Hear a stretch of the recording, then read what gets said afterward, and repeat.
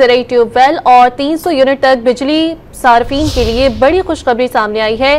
ماہانہ فیول کے مد میں ایڈجسٹمنٹ کی کمی کا فائدہ اب زرعی ٹیوب ویل اور 300 یونٹ استعمال کرنے والے بجلی صارفین کو بھی ملے گا۔ مزید تفصیلات جانتے ہیں ڈان نیوز کے نمائندے طاہر شیرانی سے۔ طاہر بتائیے گا۔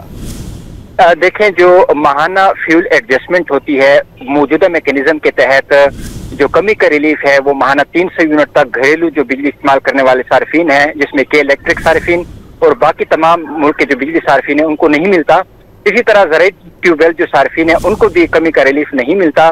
تو اب وفاقی حکومت کی جانب سے جو گھریلو صارفین کا فیصلہ ہے وہ 10 سال بعد اور زرعی ٹیوب ویل صارفین کا فیصلہ 15 سال بعد تبدیل کرنے جا رہی ہے۔